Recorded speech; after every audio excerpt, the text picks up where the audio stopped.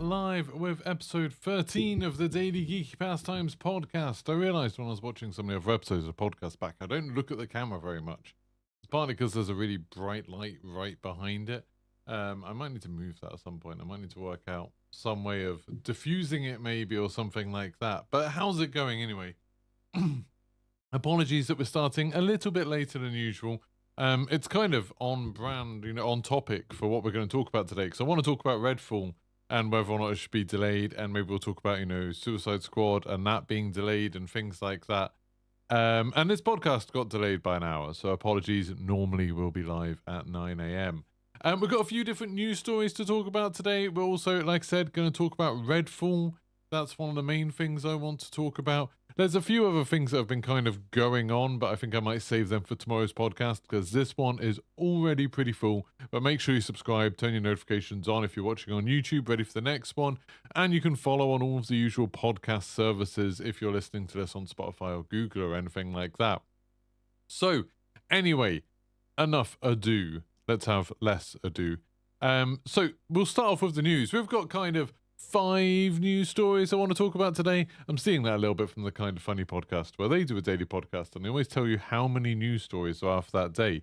And for some reason, I really like that. I don't know. So maybe I'll just steal it, basically. 5 news stories. Anyway, so the first one, and this is one of the weird ones. I don't know if it's anything that will ever affect anybody, but I think it's kind of interesting. And that's that Sega has confirmed that they are buying Rovio and therefore kind of Angry Birds. So Angry Birds is the main game that Rovio makes that makes a lot of money.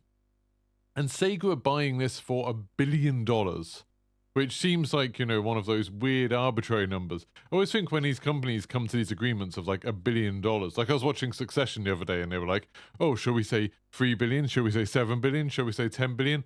And you think like the rounding errors on those numbers, like the rounding up of, what they would actually be prepared to pay or whatever versus what it's worth versus what they're really paying.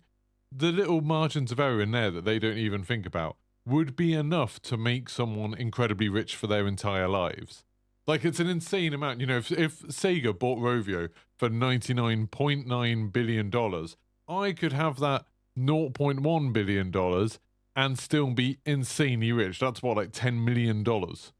Like, that's, I could be insanely rich for the rest of my life if they literally reduced it by 0.1% of the amount of money they're paying for it. It just seems weird. So when they say things like $1 billion, the number doesn't make sense to me at all. But anyway, when I heard about this, I was like, oh my God, why would you buy Angry Birds? Surely they can't be making a huge amount of money. Surely there's not a lot of, like, future promise in Angry Birds. To me, Angry Birds was, like, the poster child for microtransactions, for, like, the early, really cheap apps as games on phones that were very addictive but didn't have much substance to them. I liked Angry Birds. It's a fun game, but it was kind of such a success story, amongst others. I know it wasn't the only one, but such a success story of a very simple, very basic game. As far as, the design had even been used in other games and things like that. It wasn't particularly original.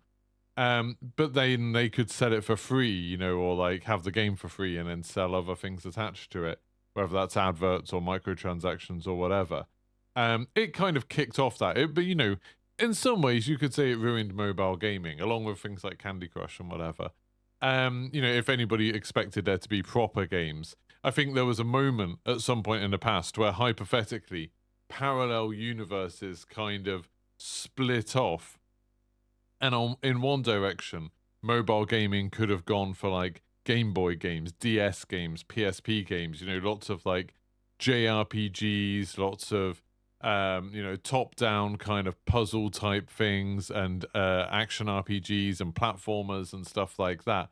And instead it like branched off down a different route where it's like, oh no, we're going to do like Flash games, basically. Like we're going to go down the Flash game route, make things that are insanely cost effective in terms of they don't take many hours to create. They're not particularly taxing, so they run on every single possible device, and we can basically give them away with the idea that we make the money somewhere else. I would kind of like to live in that other universe where we got like successors to DS games would be more interesting. But anyway, this is the world we live in where Angry Birds did very, very well. But I don't see it as having a future as such. Like, I never think of Angry Birds as being something where it's like, I can't wait for Angry Birds 3 or whatever the next one is that will come out.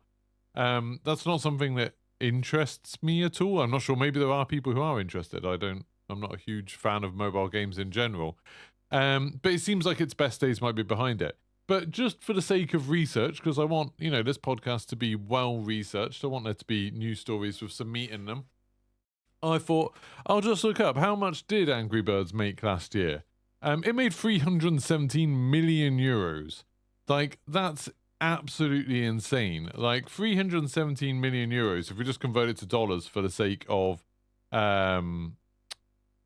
by adding up, that's $347. So that's over a third of the price Sega are paying for Rovio. They made, from just the Angry Birds franchise, they made a third of that in 1 year.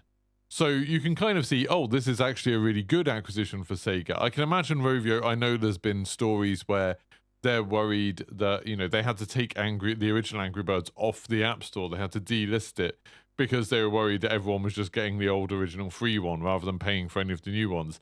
They're obviously worried about their company's future. Sega's obviously convinced that they can keep it going. They only have to keep it going for 3 years at its current rate. They don't need to grow it at all, just maintain it, and they will be making an insane profit. So that seems kind of amazing. And yeah, just a couple of notes there, Paulo saying they had movies and cartoons. They did. Did they make much money? I've got absolutely no idea. I've got no idea whether the Angry Birds movies and cartoons made money. I know in Fort Park, which is a theme park near London, they have an Angry Birds land. It was a land that already existed, and they added just theming to a drop tower and some dodgems, and they had a 4D cinema that they turned into an Angry Birds thing. But so it has theme park presence. There's lots of merchandise. I know you can buy the plushies of the birds and stuff like that. It's, it is a big franchise, and I was just blown away by how much money it's making. This now goes from, why on earth would Sega do that? I thought Sega themselves were kind of a struggling company.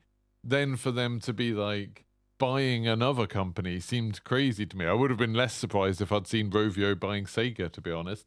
But yeah, apparently, this does make sense. This is something that will make Sega a lot of money.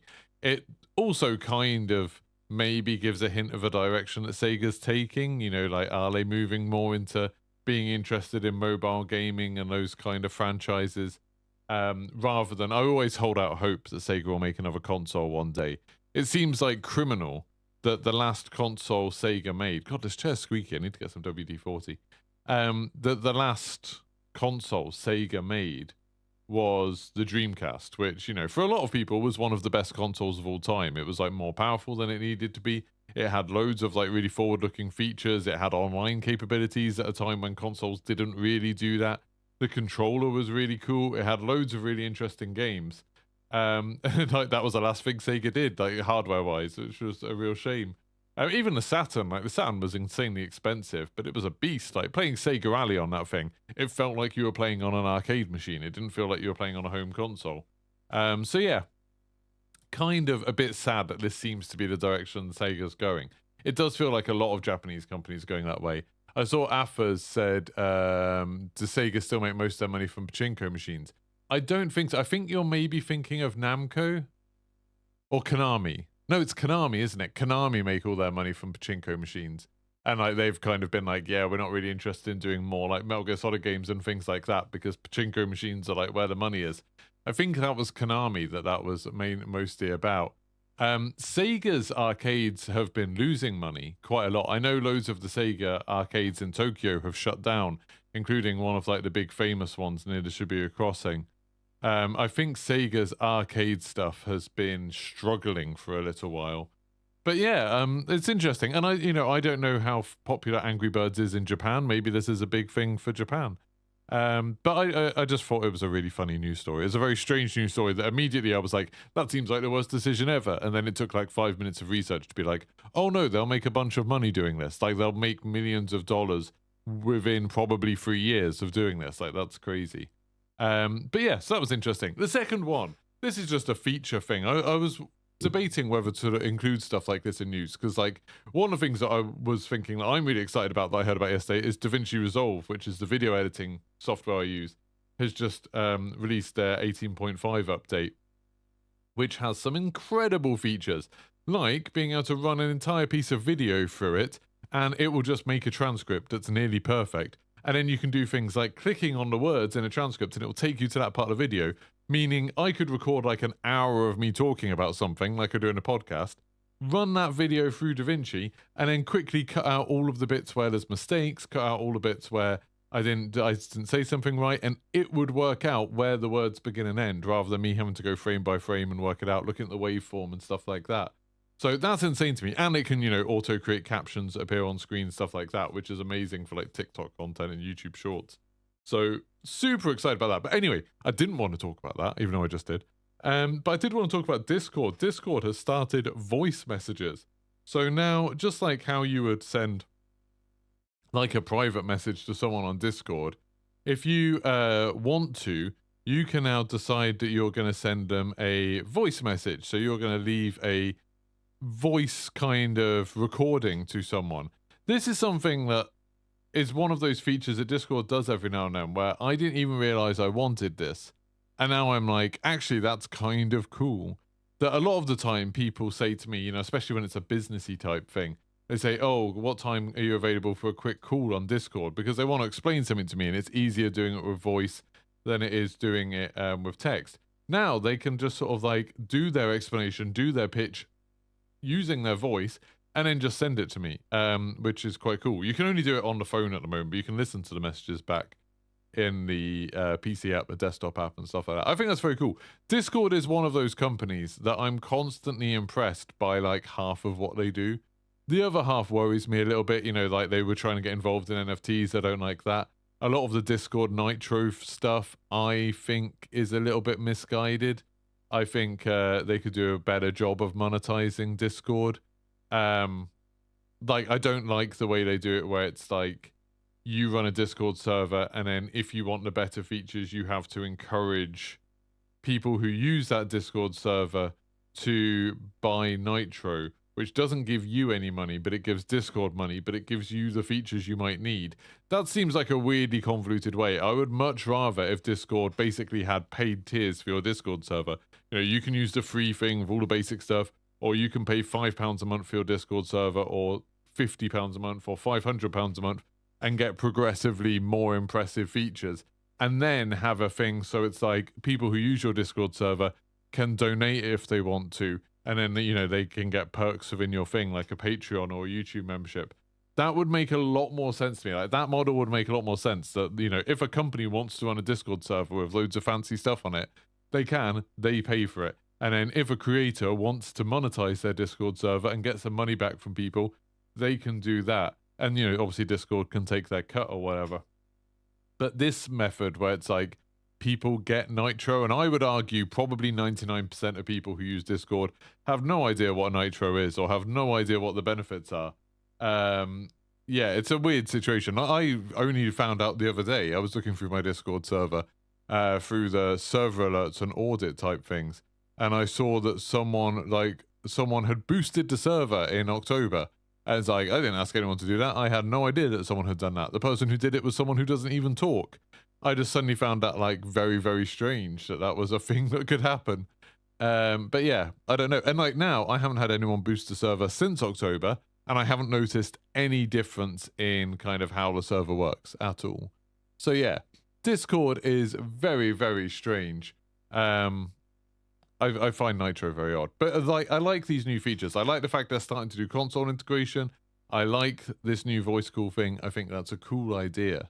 Discord is super good. Texas just saying there, Discord is so good you worry about how they're going to make you pay for it. Yeah, 100%. Discord's one of those services, like Facebook, like Twitch, like Twitter, where it's a really cool service. It's got a really good service at its heart.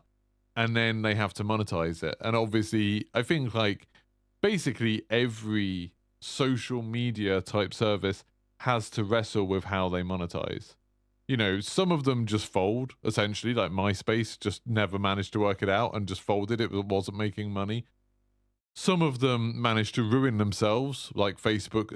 I would argue Facebook did with their monetization, to the point where it puts people off using the platform.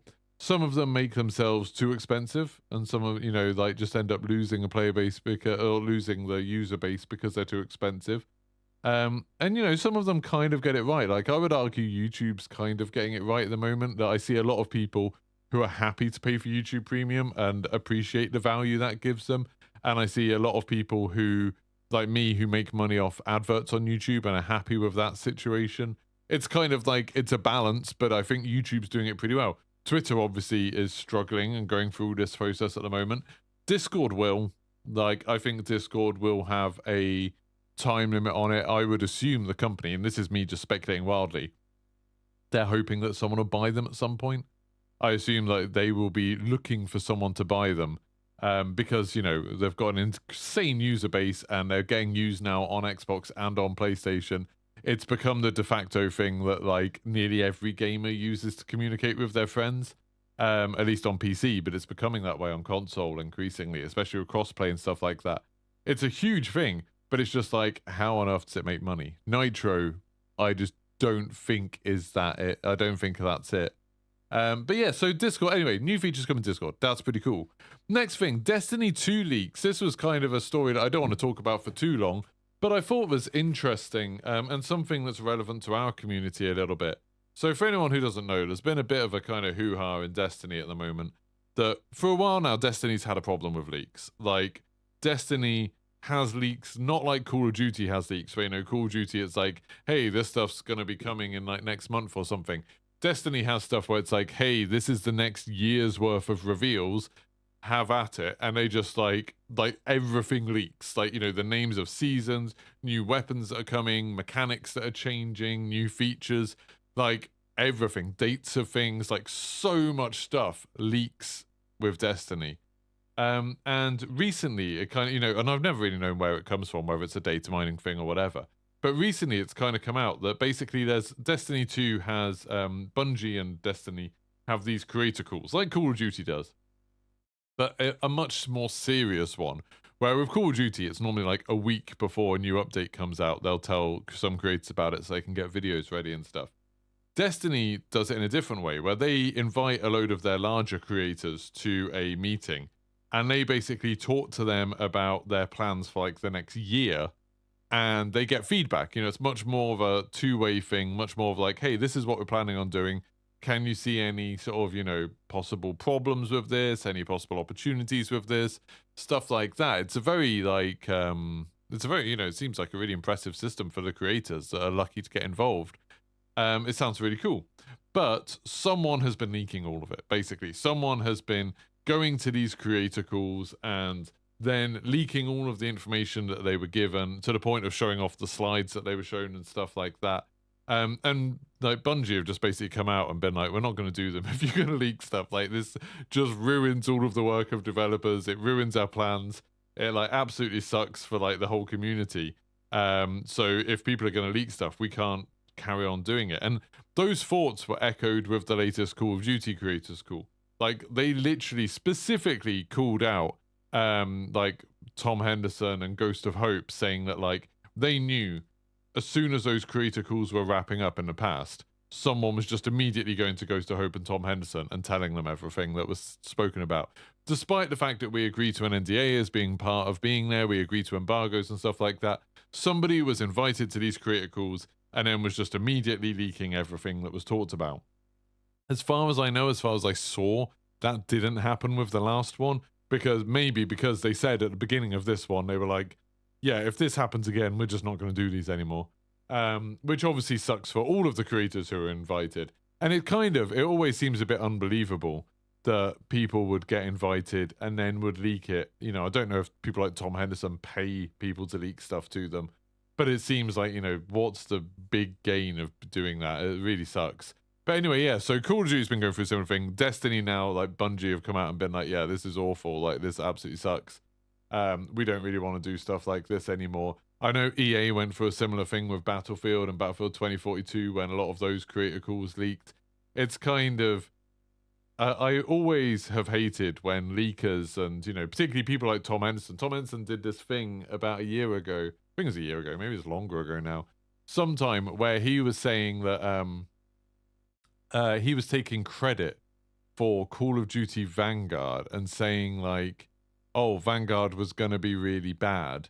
And then like they leaked some information about it, and then changes were made because of the negative reaction, and that made the game really good. And he was like saying like, this is why leaking's so good. It gives people a chance to give feedback, and it makes the developers pay attention. And it's like, what? Like, it never made any sense at the time. It's like, what? So the developers were making something that they knew was bad, and then when it came out that they were making something was bad, they were like, oh no, we should make something that's good instead. Like, that's just nonsense. It doesn't make any sense. But anyway, like, yeah, like that was the sort of thinking that a lot of leakers had for a little while there, was like they were going around. I think they still do. They have this idea that they're doing something that community should be thankful for and developers should be thankful, and they're like, oh yeah, the developers really want us to leak stuff, otherwise they wouldn't make it so easy. Like, they wouldn't do it. It's all intentional. It's all part of the marketing, and we build up hype for them. Like, they should thank us. Like, they haven't released any news for ages. They haven't communicated, so us leaking it is a thing. And it's like, it's all nonsense. Like, all of that is nonsense. Like, here we have the developers of some of the biggest games, and I know Fortnite Epic has expressed the same thing about Fortnite. So you've got the people who are making Fortnite, Destiny, Battlefield, Call of Duty, Halo was the same sort of thing. And that all of these developers are saying, this sucks, we hate it, we really wish it would stop. It stops us from being able to engage with creators, stops us from being able to be more transparent and stuff like that, ruins our plans, like kills the hype, like kills the pacing and, you know, how they try and build up the hype over a year. It's like ruin it. And then you've still got the leakers being like, oh no, they love us doing this stuff. And it's like, obviously, the reason it's easy to leak stuff is because thousands of people are involved in every game that gets made. Like, from going from, you know, obviously you have the developers that might be like 20 developers, but then you've got all of the people involved in like the marketing of it, and you've got all of the people who are involved in the playtesting of it, and all of the people who are involved in like doing some sort of coverage or creating all of the retail stuff for it. All of those things where people need to see a game, people need to find out things about a game before it's ready to be announced. You end up with like over 1,000 people for even like not the biggest games knowing about it and agreeing to an embargo. And a lot of those people don't care about games. Like, a lot of those people, like, really, like, they're not part of the gaming community. They're not going to play the game. They don't care. So if somebody finds their email address on LinkedIn and says like, hey, did you see this? What about this? I'll give you 50 quid if you tell me. A lot of people will be like, yeah, whatever. It's not going to come back to them. There's no way to trace it back to them as far as they know. So they'll just do it. So it's not like the developers are intentionally letting stuff leak. It's just like, it's impossible to keep things like that a secret. It's just not practical to keep things like that a secret. And it relies on kind of the goodwill of a lot of people. And unfortunately, some people are bad. You know, Tom Henderson obviously doesn't care about like gaming and the gaming community and like your experience of games. He cares about money. Like, he cares about getting clicks and getting like people to pay attention to him. And he's a terrible writer. So he's just like, his way of getting it is, oh, he's got a talent of getting people to break embargoes for him, and that's it. And that sucks. You know, I think that sucks. I think it's quite damaging to the community, and I wish people wouldn't support it. But yeah, it's just been interesting to see Bungie coming out so strongly against it again, like speaking out about it. I wish some of the people who follow these leak accounts and pay attention to these leak accounts would pay more attention to when the developers are like, yeah, we hate this. Like, we really hate this. It ruins a lot of the stuff that we try and do. That would be nice. Anyway, moving on a little bit. Oh, actually, I'll go through some of the, rather than going through all the chat at the very end, let's go through some of it now. That might make a bit more sense. So, to do... some people talking about Facebook gaming. Well, Paulo was saying Facebook gaming won't go for long. That's when we were talking about the different things, like how Facebook makes money and stuff. I didn't know Facebook gaming was still going. I literally haven't watched a Facebook gaming stream in years. Like, I think only a couple of times I've watched it when like Stone Mountain used to be on it, and I'd be like, oh, I'll check it out. And then I tried watching it for like 10 minutes and just hated the interface, so stopped and watched someone else instead. I really don't like Facebook gaming. Carrying on. Destiny fan base are a bit savage. Death threats to devs and other craziness make COD fans almost insane. No, I don't think so. I think Destiny just called them out on it, and Call of Duty seem weirdly afraid to call out their fan base for being toxic and awful. I know Call of Duty developers have had death threats and things like that as well. I just think Bungie were very outspoken about it. The Call of Duty fan base is awful. Like, there's not saying that everyone in it is awful, but there are a lot of awful people in it, and there's kind of an acceptance to insult the developers and an acceptance of like shouting like hate from the rooftops about the game from, and that a lot of that comes from like, you know, you look at the biggest kind of fan accounts for Call of Duty of like on Twitter at least, you know, Charlie Intel, JGod, Mon Warzone, and they're all saying stuff about how, you know, lazy the developers are, or how bad they are, or how like terrible the game is and stuff like that. That normalizes it for like everybody else. You know, they're setting the tone for the conversation, and it's just kind of people have been like decided that it's okay to be like, oh, these developers are lazy, these developers are terrible, they don't know what they're doing, they're idiots, we know better than them. Like that tone's been established now, and it's kind of stuck, and it sucks. Don't forget to like the stream, by the way. Lots of you watching but not liking. Please do like the stream. Yeah, so I think the Destiny one, the Destiny fan base is probably, you know, it might be as bad as the Call of Duty one. I think there's definitely a thing with Destiny where people maybe invest themselves a bit more into it because it's an MMO thing. They see it as very important. You know, if you take a weapon away in Call of Duty, people will get annoyed about it.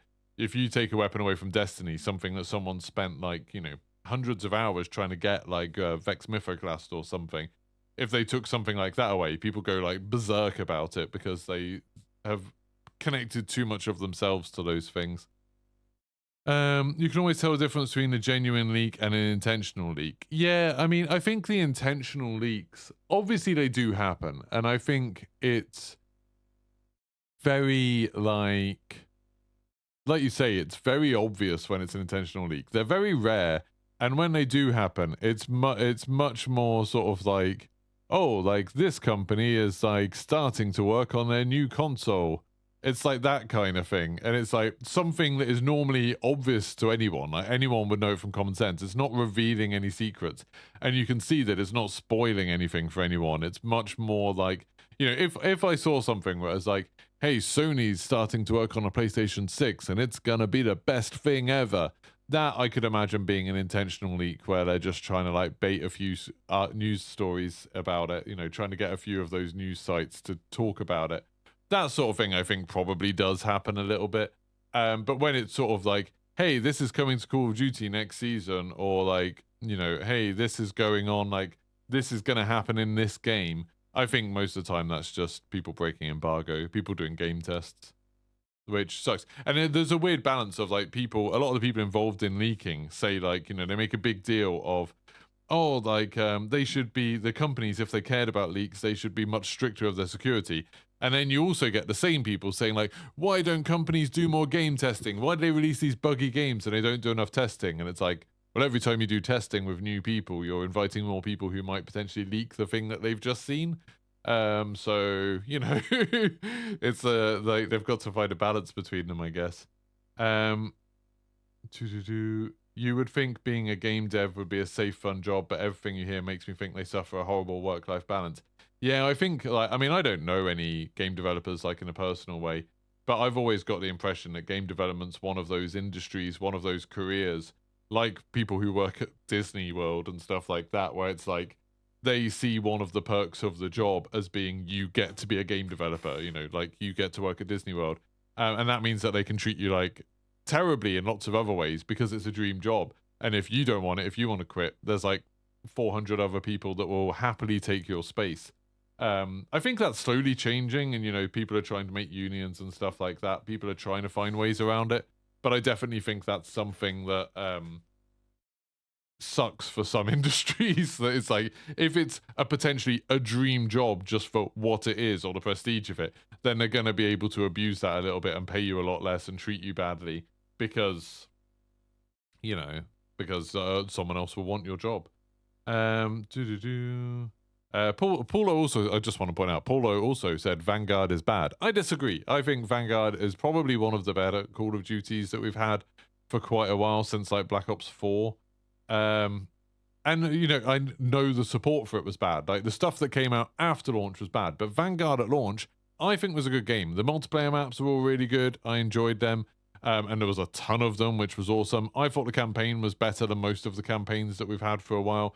Champions Hill was an interesting mode. I wish they'd done more of that. Zombies was bad, for sure, and the support was bad. but I thought Vanguard as a Call of Duty game was a pretty good Call of Duty game.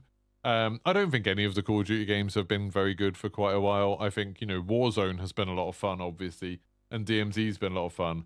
And there's bits, that I like from Black Ops Cold War. There's bits I like from Modern Warfare 2019.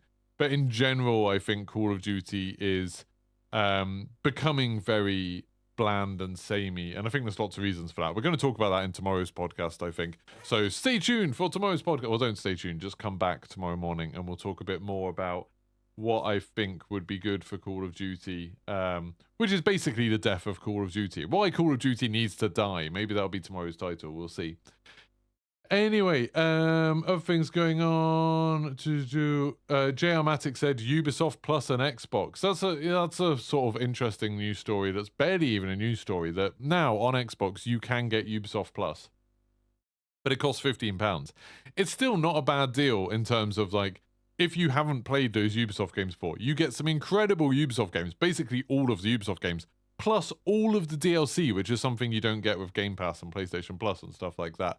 So you get like the deluxe editions of all of the Ubisoft games plus their DLC, which for stuff like if someone was just getting into games and was like, hey, like what would be some good, like a good way of spending money? Being able to get all of the Assassin's Creed games plus all of their DLC, like that's huge. That's massive value. But I think they've like hit a problem with Ubisoft Plus. It's 15 quid a month in the UK. That's more expensive than Game Pass. In Game Pass, you have like such a wide range of games, such a breadth of games, and such a back catalogue. I think if it was either or, I would much rather have Game Pass. And I do, I've got Game Pass. I don't have Ubisoft Plus. But that's partly just because I've played all of the Ubisoft games. I really like Ubisoft games. I tweeted to Modern Warzone about that yesterday, that I'm like, I don't know if I'm a bit of a Ubisoft fanboy, but I've never understood when people say that Ubisoft are a bad company or, oh, Ubisoft just make the same game all the time. It's like, people who say that have not looked at Ubisoft's catalogue. They just look at Far Cry and they ignore everything else that they release. Like Ubisoft are incredibly creative and incredibly prolific. They put out a lot of games and they support their games incredibly well. And they do really interesting games that no one else is doing. Like, while people always want to point out, oh, Far Cry is always the same and stuff like that, or Assassin's Creed's always the same. It's like, yeah, but they also made like Mario and Rabbids. They also made For Honor. They made The Crew. They made Roller Champions. They made Riders Republic. They made like such a wide variety of insanely creative, like experimental games. And they've supported a lot of them, even when the like gaming population hasn't been that big. I think Ubisoft are amazing. But yeah, it's just too expensive, I think. Ubisoft Plus is just too expensive. House said even EA Play Basic is a better deal. My problem with EA is like, I don't think many of their games are that good now. Like, I'm really looking forward to, the new Star Wars, The Jedi Survivor, for sure. But I don't think there's... Like, when I look at EA Play, if I was going to pay for EA Play, because I don't play the sports games, probably, it doesn't have as much value to me. Like, I don't play FIFA or Madden or NFL or NHL or anything like that.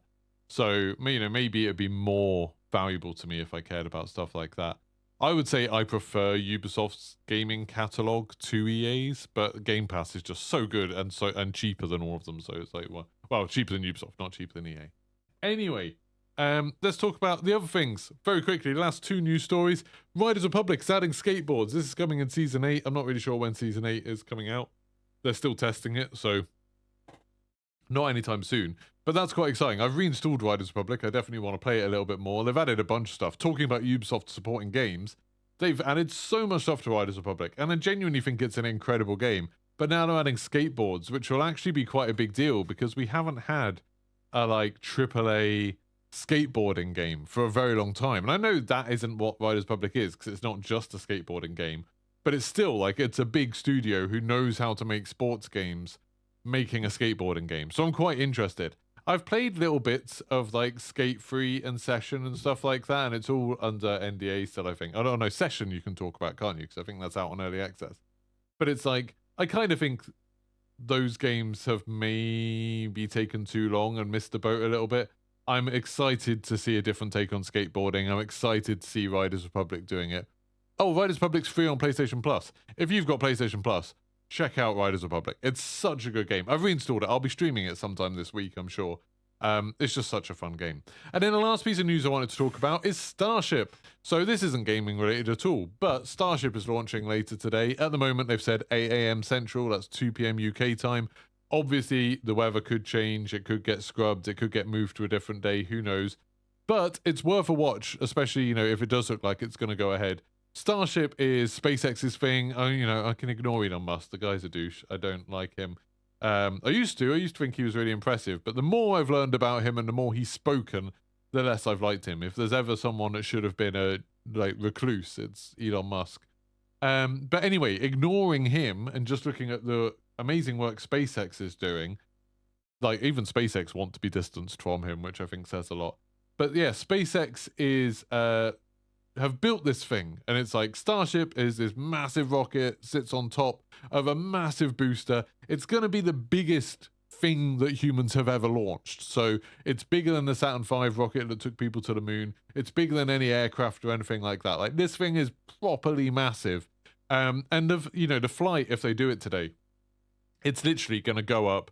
The main booster is just going to fall into the ocean. I think they're going to try and slow it down before it hits the ocean, but they're not going to try and catch it. They do have this big tower with chopstick arms, where at some point they're going to try and catch these things, which is going to be crazy when they try that. But anyway, so the booster's going to fall in the ocean. Then the main bit, the Starship's going to get up to near orbit. It's going to get into a sort of a path that if they had wanted to take it to orbit, they could, because obviously this is all for testing. And then they're just going to drop that in the ocean, which is a bit weird. It's going to go most of the way around the world and then just drop into the ocean, which is a little bit of an odd choice. I don't really know why they're not even going to try and slow it down and land it in the ocean. But yeah, I mean, it's going to explode. But chances are the whole thing will probably just explode at the launch pad, or explode when it's separating, or explode when it hits what's it called, max Q, the maximum aerodynamic pressure, or something like that. But whatever happens, it'll be spectacular because it's the biggest thing we've ever launched. So I'm kind of excited to watch that. So like I said, that should be in about, 3.5 hours that's meant to be launching. But we'll see how it goes. Yeah, Musk should definitely keep his mouth shut. It's crazy how, I'm literally wearing, funnily enough, I'm wearing a SpaceX hoodie right now. That I bought from Kennedy. I bought from Kennedy Space Center. Back then, I was super excited to see SpaceX stuff out in Florida, and I was really excited about everything like that. And I was excited about Neuralink and Tesla and the Boring Company. And now it's over the years, it's got to the point where it's Tesla. Now I just associate them with being incredibly overpriced, having promising so much about autopilot and it not delivering. And apparently very shoddily made cars, cars with really bad build quality and stuff like that. Neuralink, I associate with animal cruelty after, the weird demonstrations they've done with the pigs and stuff like that. And the reports about how many monkeys and whatever they've managed to kill over the time. Boring Company just never seemed to go anywhere. They built a big tunnel that they'll drive people around in Teslas, but it never really did anything. And now, now he's bought Twitter, and Twitter's worse than ever. I posted a tweet earlier, and when I hovered my mouse over one particular pixel, it came up with a whole screen full of garbled imagery. I've got no idea how they even did that with HTML, but they've managed to. It's just a mess. Everything he touches seems to be a mess, except for SpaceX. But like I said, I know a lot of the people who work at SpaceX kind of wish Elon Musk wasn't as involved with them as he is. Anyway, Fogger said, does EA even make games? Isn't EA just a publisher? I mean, it's difficult to say. EA have EA Originals. They've got that Immortals of Avenum that they've been showing off lately that's coming out in July. They do, they fund studios who make games, but it's kind of, at what point is that not them making games? It's like Activision. It's are Activision making games when they have created studios like High Moon Studios and Sledgehammer, who were created by Activision to make Call of Duty games? Is that Activision making the games, or is that Sledgehammer making the games? I don't know. It's a kind of arbitrary disconnect, I think. EA do make studios, and they do they've fund things, and they hire people and stuff like that. So I would argue that EA make games, just they have subdivisions which we know of as development studios. That's how I would see it anyway. Some companies like Ubisoft name all of their studios Ubisoft, so it's easy to say, oh, Rainbow Six Siege was made by Ubisoft Montreal. And it's like, that is a separate studio. Like, that's not just Ubisoft head office. But Activision don't name their studios Activision LA, Activision Midwest, Activision East, or whatever. They have different names for them. Anyway, so I also wanted to maybe start doing it as a podcast thing, and I'm always open to feedback about any of this. So if you're listening to a podcast or you're watching it back as a VOD especially, let me know in the comments if there's bits where you think, hey, you should spend less time talking about the news, or you should spend more time talking about the news. The next thing I also wanted to do was just very quickly do a roundup of things I've been playing, things I will be playing this week, and also things I've watched lately. So let's run through that. And again, if you want to hear more stuff like this, if you want me to turn it into more of a feature for future shows, let me know. I need the feedback. You know, this is like a bit of a one-man show. I'm in a bit of a bubble here. Obviously, the people who are watching can give me a bit of an idea about what they're thinking, but a lot of them just support me whatever I do. So let me know in the comments which bits of the podcast you'd like to hear more or less of. I know some of the episodes of the podcast I've done like an entire hour talking about one topic, and others like this one I jump about a little bit more. Let me know what you think. I'm open to ideas. Anyway, so in terms of games I'm playing, I've been playing a lot of X-Defiant over the weekend. This is a game that I know lots of people in the Call of Duty community have been talking about and discussing, you know, what they think of it, whether it's a COD killer and stuff like that. I'm kind of not interested in the COD killeriness of it. I just think it's nice to have another option of a game to play. It's another game to play. It seems really good. I played X-Defiant like a year ago in a closed test, and it was rubbish. It was really terrible. We were allowed to talk about that, and there's no NDA for that. We just weren't allowed to capture footage or anything. Then I've played it a couple of months ago, and it was a lot better. I really enjoyed it. And then playing it over this weekend, obviously there's been a lot of connection problems, server problems, but the game itself has been super fun. Like, really, really enjoyable. I'm having an awesome time with X-Defiant. I'm enjoying the sort of 6v6 side of it a lot more than Call of Duty at the moment, because that comparison is hanging in the air, so I need to address it. But a lot of that might be like novelty, a lot of that might be it's new. But the maps feel super good. I think that's a big part of it. And they've said there's going to be like 14 maps at launch, which is awesome. And I think the abilities are quite interesting. You know, they still need to do more balancing with those, because some of the abilities are just clearly stronger than others right now. But I'm sure that sort of stuff will come. The shooting feels good when you've got a decent connection. There's a little bit of kind of, you know, getting shot behind walls and stuff like that. But the movement feels good. You know, it doesn't feel like you need to use exploits to move well, but you can move quite quickly and you can outplay people. I thought it was a lot of fun. I spent a little bit of time playing with Flynn and Jaff and one of Jaff's friends, and we had an awesome time. Like, we didn't lose a game, we played loads. There is, I mean, that is one significant problem with it as it is now, is that there's no skill-based matchmaking. And I know lots of people are using that as like a plus for it, but we pretty, I would say, comprehensively showed why that might not be a good thing. That we played for an entire evening. We played for like 3 hours and didn't lose a game because there was 4 of us and, you know, we were quite good. We just absolutely rolled every team. I imagine every team that came up against us was probably quite frustrated playing against us because we were communicating and we were doing really well game after game after game after game. You know, we even had our first game where that was the first time Jaff had ever played it, and there was only 4 of us on our team, and then there was 6 people on the other team, and we still beat them. Because, you know, we were just better. And it's kind of, that's the sort of thing that skill-based matchmaking is quite good at avoiding. But I know they are adding a ranked mode. They'll have a ranked mode at launch, they've said. So hopefully that'll, you know, balance it out. I'll be able to play ranked and then enjoy that side of it. Hopefully. But yeah, X-Defiant's been really good fun. I'm going to play some more this week. Hopefully the server issues get a bit fixed and we'll see how that goes. They did a weird thing where they patched the PC version, but because they did that, PlayStation and Xbox couldn't play until they fixed that. Now they fixed the PlayStation version as well, so PC and PlayStation can play together, but Xbox still hasn't been fixed, so Xbox still can't play it, which is just utterly insane. House said, when they announced it, I thought it sounded terrible, but the footage I've seen now looks okay. Will very much depend on monetization model. It's a free-to-play game, isn't it? Yes, it's a free-to-play game. It has battle passes, has cosmetic microtransactions. It's definitely following the sort of standard thing. But yeah, I would say skill-based matchmaking is definitely kind of needed in that game. Other games I've been playing just now before I started the podcast, I was playing some Kerbal Space Program 2, kind of getting excited about the SpaceX launch. That game, it's on its second patch now, its second major patch. It's getting better, but there's still an insane number of bugs. So I've been trying to take some craft up to the furthest planet in the solar system, and it's like the number of times I like load up the map screen and suddenly all of the icons are just in the wrong place. Or I go back to controlling the rocket and it starts spinning out of control. or it will do things like it can't do certain things when you're speeding up time, or it'll stop speeding up time when you don't want it to. It's very, very frustrating. It's very hard to do like long maneuvers in it. But it's slowly getting better, and it's like Kerbal Space Program. There's just nothing else like it. If you're into space stuff, check it out. And then DMZ, obviously, we've been playing a lot of DMZ lately. We've finished all of the redacted missions now, except for one. So we've done all of the story missions. There's 3 tiers in the first part of season 3. We did finish that yesterday. We've got 1 mission left to do in redacted, which looks quite fun. You've just got to kill people from the heavy chopper. So we'll take some sniper rifles with us and go do that at some point. That'll be a lot of fun. But yeah, it's like I've been enjoying DMZ and I've been enjoying playing it with Flynn. I would say I still have some fairly significant concerns about DMZ. Mostly the kind of trajectory it's on. Not just with the pay-to-win stuff, although that obviously sucks. But, like, they're already at the point where rather than changing the kind of what it is you have to do, like, why you go in to play DMZ, they're changing, like, content, and they're changing the things you do while you're playing.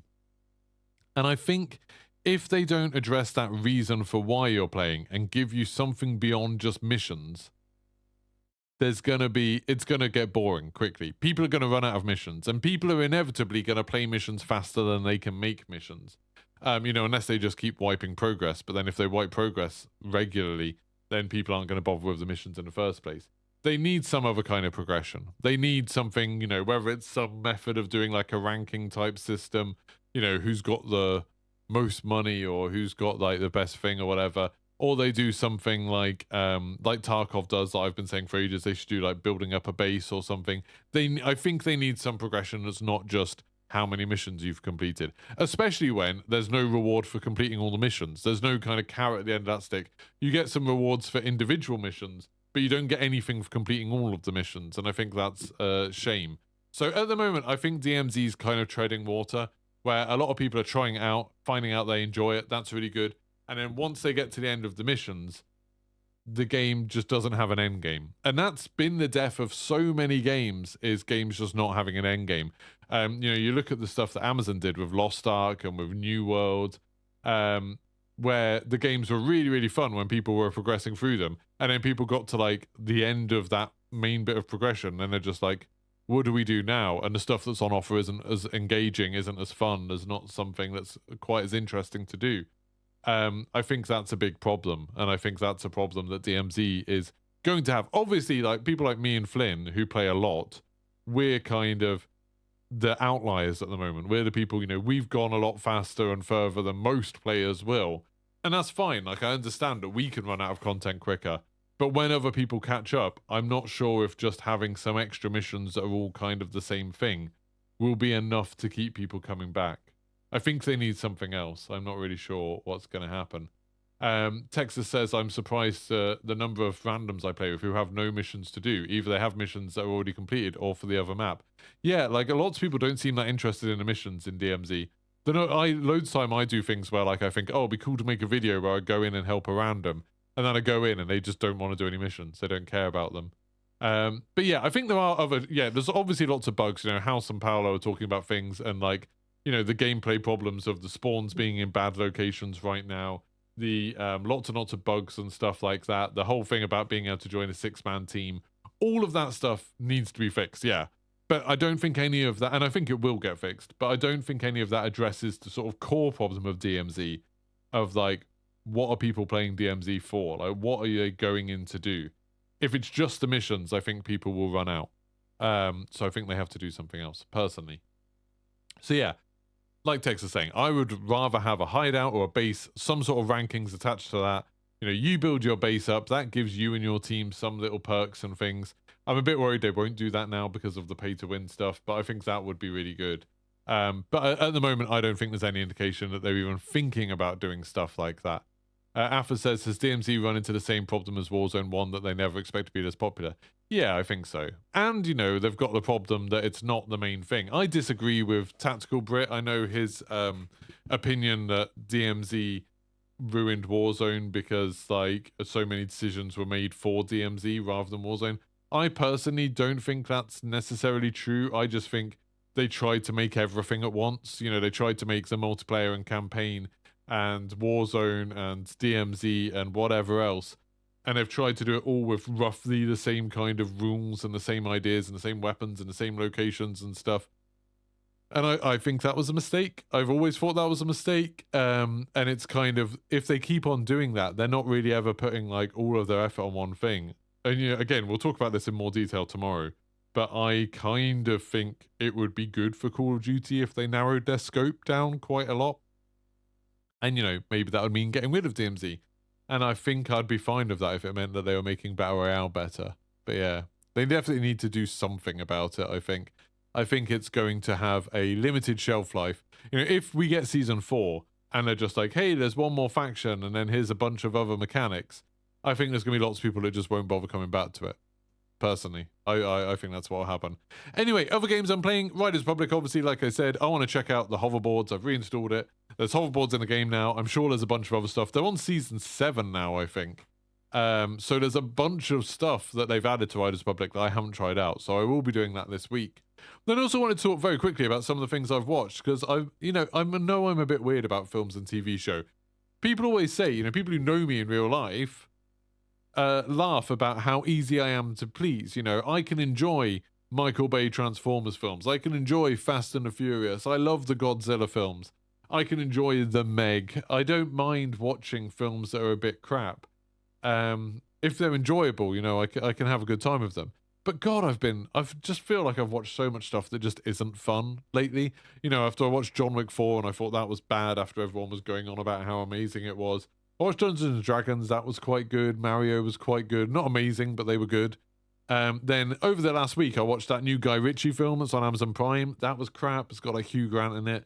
That was just super boring, super like generic and dull, which isn't what you want from a Guy Ritchie film. You think of Lock, Stock, or you think of Snatch, those sort of films. They've got such like character in them and they're so unique and so different. But God, that new one is just tedious. I watched Clerks 3 last night. That was awful. Just really bad. I think Kevin Smith has like clearly got to that point where when he was making indie films with his friends and people had lower expectations, he could do some really cool, interesting things and make them funny. Now, then when he tries to make like higher budget things like Clerks 3, it's just like the bad actors that he's still friends with that he insists on hiring, they make it terrible. The script isn't consistently funny. There's like funny little bits, but there's like 90% of it just doesn't land and doesn't work. His like choices as a director about like the way things should look and stuff like that don't really, like, they're not really interesting. They're just quite boring. I just thought Clerks 3 was a slog. There was like a couple of bits that were kind of funny, but in general it was a slog. And even like the emotional bits I didn't think really landed. Just seemed annoying. Mandalorian. I watched the episode of Mandalorian last week, and somebody said, I don't know if it was one of you, but somebody in my chat was like, Mandalorian, like this episode of Mandalorian, some of the best Star Wars we've had in years. I thought it was bloody boring. Just crap. Just really kind of that, what I would say it was typical of the kind of crap that Disney's been putting out for quite a long while now, where they make stuff that is only serving the kind of the arcs, it's only serving the bigger picture. So this is a thing that, like, when I was a kid and I grew up, most TV didn't have big story arcs. Instead, it was like each episode was its own story, and then sometimes you would have some little bits that tied into a bigger arc. And some shows like X-Files and Buffy and stuff like that started experimenting with having a bigger mystery. And then I would argue that like Lost was the first show I really remember where Lost was like all about the arc and individual episodes didn't matter so much. It was much more about slowly finding out a bit more about the big story, the mystery box genre that got sparked off because of it. And Mandalorian, like the last two episodes I thought have been a really good sort of like conversation point for it, where the last this episode's going to be more than an hour, by the way. It's definitely going to go on for an hour and a half. The episode before last with Jack Black in it, I thought and Lizzo, I thought was really funny and I really enjoyed it. And I liked the fact that it was much more of a kind of standalone episode. It was like stood by itself. It had some small connections to the bigger arc, kind of about them finding the other Mandalorians and stuff like that. but it stood by itself and was an entertaining story. It introduced characters and wrapped up their story within one episode. I thought that was really good, and it was fun, and it was creative, which is something that Star Wars is at its best, I think, when it's coming up with like new worlds, new races, or new like ways of living and stuff like that. I thought all of that stuff was super cool. Very much enjoyed it. And I heard some people saying that they hated that episode. Fair enough. And then this last episode was just like, I didn't really learn anything new. And there was no sort of tension, there was no stakes, there was no point where I was like, oh, I wonder what's going to happen here. It was just very much like, oh, okay, this is something they need to carry on the rest of the story arc. They need to have this thing where this happens. And, you know, I'm not going to spoil anything, but it was just kind of quite boring to me. Like, it was just like both me and my wife watching and we ended up just being on our phones, not really paying attention, because it's just like, oh, I don't really care about this. And like the show is relying very much on making Grogu cute, and I think that's kind of a bit outplayed now. Like, it's been like, he's still cute sometimes, although when they make him do backflips and stuff, I think that's really stupid and it looks bad. And it's like they've definitely pushed past the limits of what they can do convincingly with the puppet. But it's, yeah, I just found it very like soulless and tedious. And I think like a lot of the MCU films are like that. You watch a lot of MCU films and they're clearly just setting up the next thing. I've heard that's what Quantumania is like. I haven't actually seen it, but I've heard that's what that's like, where it's like, okay, as a film, it's not very interesting, but it's setting up something that'll be interesting. It's like, I don't want that. I want films that are really good by themselves, and then maybe have some little hints, some little twists that change the bigger picture.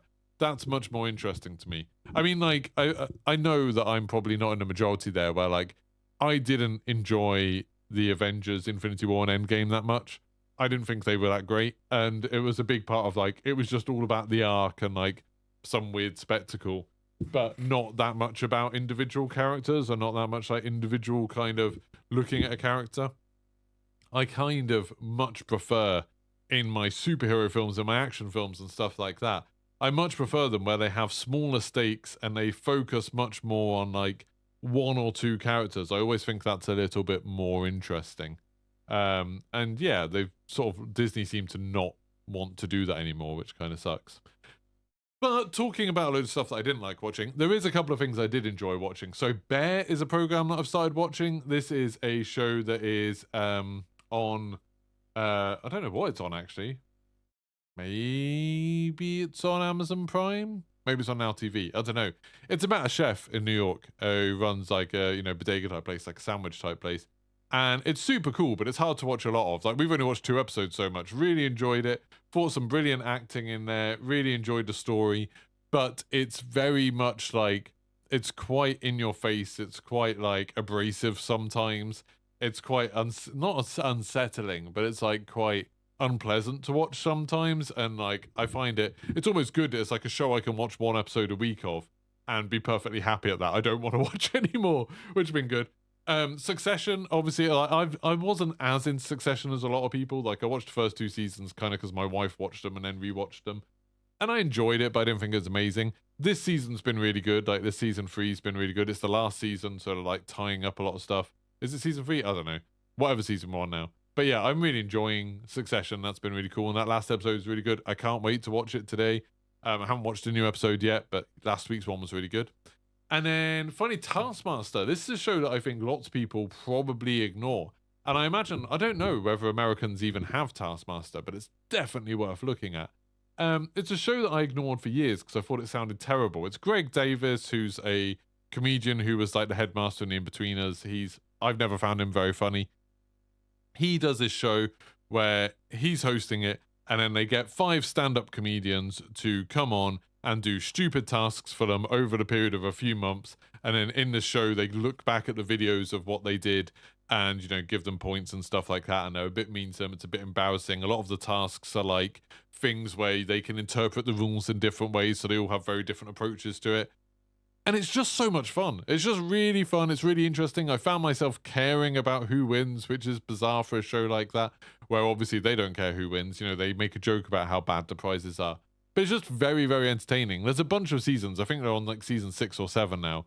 But well worth a watch if you can get it. It's on Channel 4, so it's on like the All 4 service.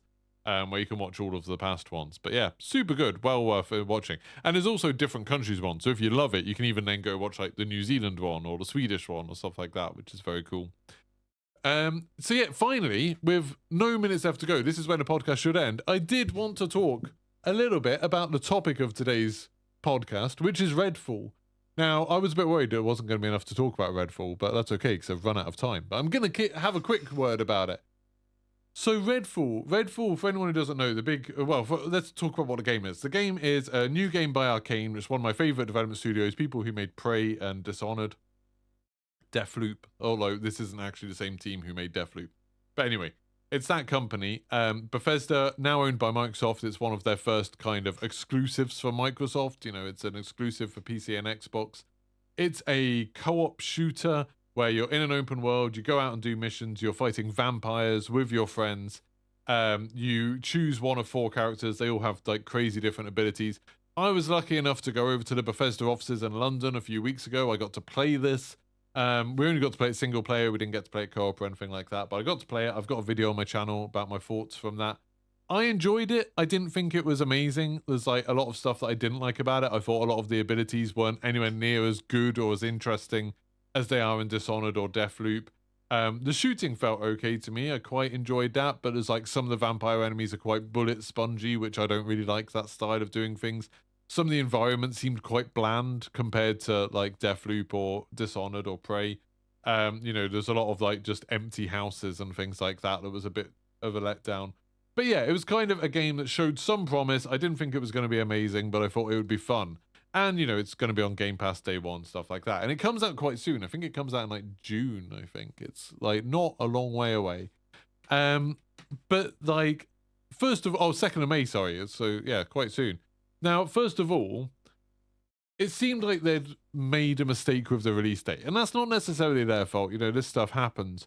But with the release date, they had put it in a time where it comes out like a week after Jedi Survivor. So a week after quite a big EA Star Wars single-player game. Like, looks super fun. So I imagine lots of people will be talking about that and talking about how great that is. That looks amazing. And then coming out a week before Zelda Tears of the Kingdom. So coming out between 2 highly anticipated games generally isn't good for a game. You know, look at Titanfall 2. Games don't tend to do very well when something like that happens. But anyway, that's the day it's coming out. And now they've come out and they've started talking about some of the things they haven't finished about the game, which seems super weird. So they've said, on Xbox Series X, you know, Microsoft's flagship console, it's going to run at 30 frames a second. It's going to be like 4K 30 frames a second, and you can't do anything about that. They've said, like, there is going to be a performance mode, a 60 frames a second, but it's not going to be there at launch. It's going to come out later. And that's like, why would you do that? This is like Microsoft's first like big first party game in quite a long while, you know, in terms of like really massive games. Why would you have it on the flagship console running at 30 frames a second? Aaron Greenberg, who's one of the people, you know, high up in Xbox who talks about this stuff, at the beginning of this generation was like, oh, this generation's all about 60 frames a second and 120 being an option. And now they've got like one of their first party games that doesn't even visually look that impressive, really. It is an Unreal 5 game. And I would say that's maybe a red flag for everyone who's excited about upcoming Unreal 5 games. If Bethesda have got this running, if Arcane have got this running on Unreal 5, but they can't make it run at 60 frames a second properly on Xbox yet, that's a worry, I think, for a lot of the other Unreal 5 games coming out. But yeah, it's it doesn't look that amazing. Like when I played it, I was playing it on PC. The frame rate wasn't steady. It would chug quite a lot. I don't know what computers we were playing it on, but we were at the Bethesda offices, so I imagine they were giving us quite good computers. It was chugging quite a lot then, but I just put it down to it being an early version of the game. Yeah, I'm a bit worried about that. And I like, to me at least, a first-person game kind of needs to be 60 frames a second. I think like there's some games that can just about get away with 30 frames a second. You know, if it's like a turn-based RPG or something like that, then fine, whatever, I don't care. But if it's like a shooting game or a racing game or a fighting game, it basically has to run at 60 frames a second or it feels like crap to me now. Or, you know, third-person action games, I much prefer them when they're running at 60 frames a second. It just makes such a difference to me. But yeah, so that's a worry. And then they've also said, oh, and when you're playing co-op, only the host gets any progress. So if, say, you are planning on playing this with a friend, and you're going to start from the beginning with a friend, playing some co-op, or with a group of 4 friends, then you're like, yeah, we're all going to progress through this together. all of the story progress, all of the missions that you complete will only be completed for the host. No one else is making progress. I'm assuming they'll be leveling up their characters and getting weapons and stuff. But then when they go back to their games, they're going to have to go through and do all of those missions again, which sucks. Like, that's really, really irritating. And it's like co-op games that do that have been very annoying for a long time. You know, you compare it to something like Diablo, where it will tell you if, like, hey, you're not up to this point in the story mission, so your progress won't be saved if you do this. But if you start at the same time, all of your progress, everyone's will be saved. There's ways of doing this, and it's much, much better than what they're doing with Redfall. So that kind of sucks. Then they've also, what was the other thing they've been complaining about? Oh, at the moment, even though the game can entirely be played single player, and, you know, it's balanced around being able to be played single player, we played it single player at the preview event.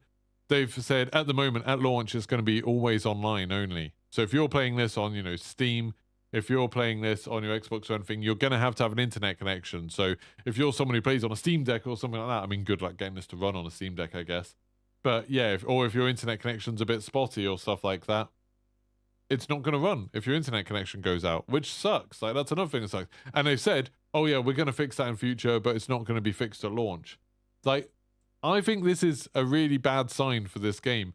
And I don't really understand why they're not just delaying it. Like, I know people might be like, oh, well, what about people on PC who want to be able to play this sooner? They don't want to be held back by Xbox. But does it really matter? Like, again, it's coming out at a time where there's lots of other big games coming out. You've got Jedi Survivor, you've got, like, Zelda's coming out a little bit later. I know that's not on PC.